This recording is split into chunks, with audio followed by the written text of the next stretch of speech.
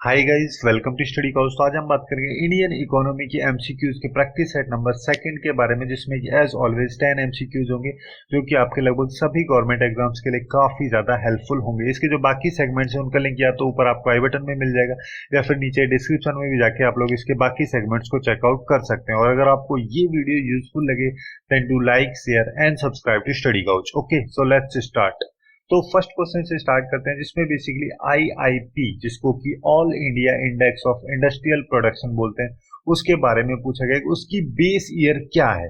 तो सीएसओ यानी कि सेंट्रल स्टैटिस्टिकल ऑफिस जो है उसके द्वारा 2017 में 2017 में मई मंथ में जो ये आईआईपी इंडेक्स है इसकी बेस ईयर को चेंज किया गया था। पहले इसकी बेस ईयर 2004-5 होती थी, बट इसको चेंज करके 2011-12 किया गया था, जिससे कि जो कुछ क्वालिटी में इंप्रूवमेंट हो रहा है उसको अच्छी तरीके से रिप्रेजेंट इस इंडेक्स में किया जा सके। तो जब 2011-12 इसका बेस ईयर रखा गया था, जो भी इंडस्ट्रियल सेक्टर में चेंजेस हो रहे हैं उन सबको रिफ्लेक्ट इस इंडेक्स में किया जा सके, इस वजह से ही ये सारे चेंजेस इसमें किए गए थे। तो यहाँ पे इस क्वेश्चन का जो करेक्ट आंसर है वो हो जाएगा डी।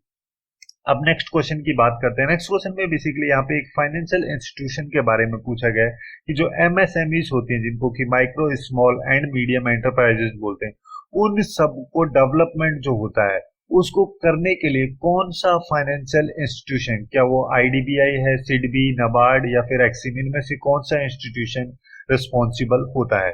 तो एक इंस्टीट्यूट है जिसको कि सिडबी यानी कि small industries development bank of India के नाम से जानते हैं, जो कि इंडिपेंडेंट फाइनेंशियल इंस्टीट्यूशन है। इसका मेन काम यहाँ पे ये होता है कि जो एमएसएमईज यानी कि micro small and medium scale enterprises जो होती हैं उन सब की ग्रोथ में एड सहायता देना या फिर उनके डेवलपमेंट में सहायता देना। और ये सिडबी जो है इसको 2 अप्रैल 1990 में इसको सेटअप किया गया था as a small industries development bank of India. ठीक है, तो यहाँ पे इस क्वेश्चन का जो करेक्ट आंसर है वो हो जाएगा बी। अब नेक्स्ट क्वेश्चन की बात करते हैं। नेक्स्ट क्वेश्चन में बेसिकली यहाँ पे पूछा गया जो मार्केट इकोनॉमी या फिर जिसको बाजार अर्थव्यवस्था बोलते हैं, उसमें इनविजिबल हैंड के रूप में किस चीज को कंसिडर किया जाता है।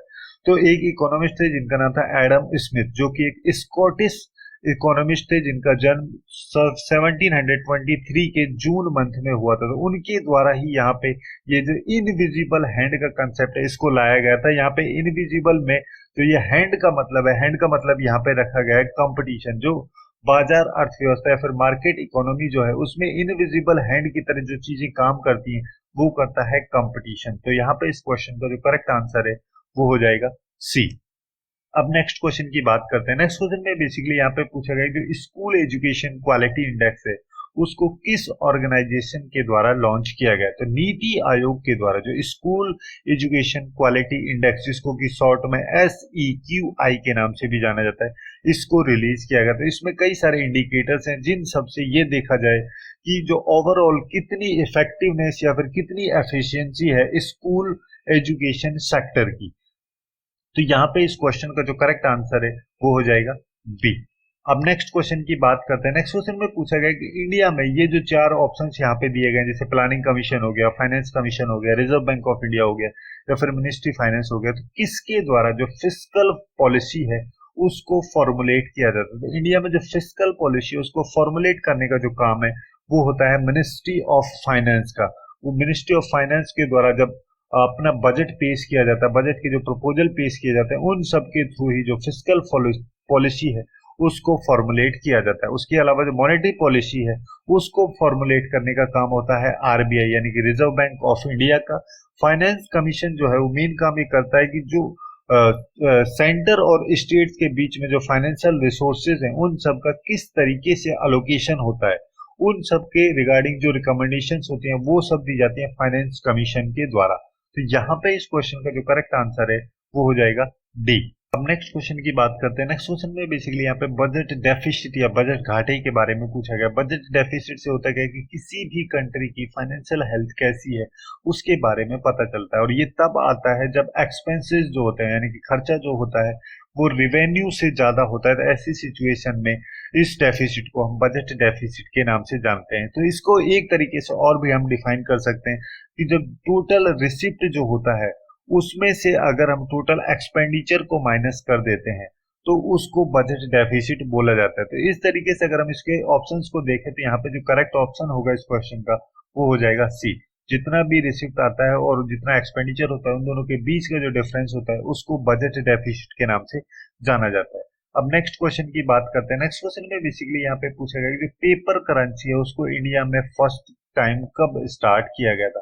तो पेपर करेंसी को इंडिया में स्टार्ट किया गया था 1861 में। 1861 में एक एक्ट आया था जिसको कि पेपर करेंसी एक्ट के नाम से जानते हैं, जिसकी वजह से गवर्नमेंट को ये मोनोपोली दी गई थी कि जो नोट वगैरह हैं या फिर पेपर करेंसी जो है उसको इशू किया जा सकता है। तो फिर उसके बाद में 1938 में 1938 में इंडिया के द्वारा जो 10,000 डिनोमिनेशन के बैंक नोट थे उनकी प्रिंटिंग भी स्टार्ट की गई थी और 5 रुपीज का जो नोट था वो फर्स्ट पेपर करेंसी थी जिसको कि आरबीआई के द्वारा जनवरी 1938 में इशू किया गया था। तो यहाँ पे इस क्वेश्चन का अगर हम आंसर देखें तो आंसर हो जाएगा ए। 1861 में इंडिया में first time paper currency start हुई थी।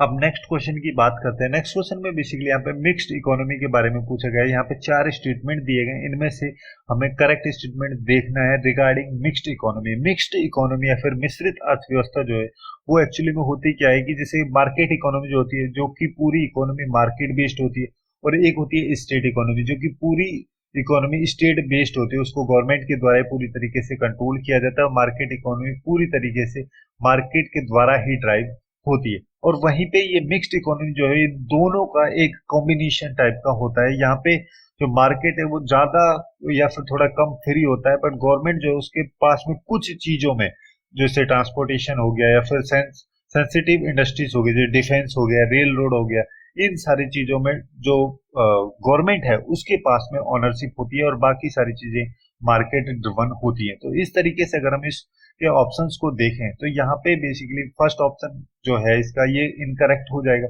यहाँ पे बोला गया private property is not encourage, खूब किया जाता है प्राइवेट प्रॉपर्टीज को। और यहाँ पे सेकंड दिया गया मोनोपोली डजंट एग्जिस्ट, यहाँ पे एग्जिस्ट करती है अगर मार्केट को किसी एक कंपनी के द्वारा कुछ प्रोडक्ट्स में यहाँ पे काफी अच्छी तरीके से ड्राइव किया जा रहा है तो उनकी मोनोपोली धीरे धीरे यहाँ पे बन जाती है। बट थर्ड की यहाँ पे देखें तो थर्ड में यहाँ पे बोला गया government play a role in the production and distribution of resources. कुछ प्रोडक्ट जो होते हैं उन सब के प्रोडक्शन और डिस्ट्रीब्यूशन में काफी अच्छा रोल जो है गवर्नमेंट के द्वारा प्ले किया जाता है। तो ये यहाँ पे ऑप्शन सही हो जाएगा। उसके अलावा फोर्थ को यहाँ पे अगर हम देखें कंज्यूमर चॉइस इज लिमिटेड, यहाँ पे अनलिमिटेड होती है, ठीक है। उसके पास काफी सारी वैरायटी होती है, मिक्स्ड इकोनॉमी में काफी सारे सेलर्स होते हैं जिनसे कि वो अपनी चीजें खरीद सकता है, तो इसकी वजह से उनके पास में चॉइसेस काफी ज्यादा होती हैं। तो यहाँ पे इस क्वेश्चन का जो करेक्ट आंसर है वो हो जाएगा सी।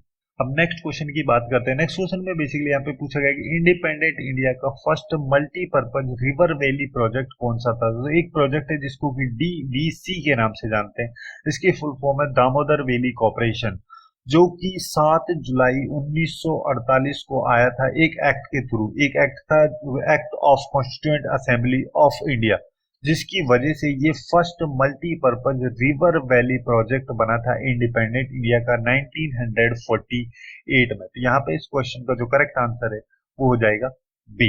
नेक्स्ट एंड लास्ट क्वेश्चन है सेगमेंट का, जिसमें बेसिकली डिवेल्यूशन के बारे में पूछा गया। किसी भी करेंसी की डिवेल्यूशन का मतलब क्या होता है। तो कोई भी कंट्री जो होती है जिसके द्वारा फिक्स्ड एक्सचेंज रेट रेजिम को फॉलो किया जाता है, तो उसके बाद में वहां की जो गवर्नमेंट होती है उसके द्वारा उनकी जो करेंसी होती है उसको वापस से रिवैल्यू किया जाता है टाइम टू टाइम, और डिवैल्यू भी उसकी करेंसी को किया जाता है जिससे कि वहां की जो एक्सचेंज रेट है उसको मेंटेन किया जा सके।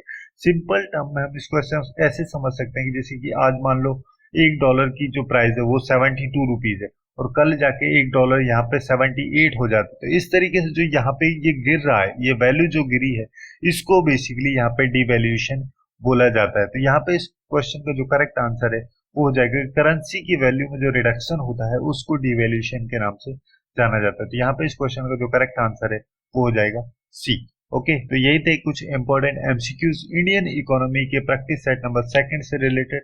सो आज के लिए बस इतना ही। Hopefully you guys find it useful, and if you find it useful then do like, share and subscribe to Study Couch. Thanks for watching and have a good day.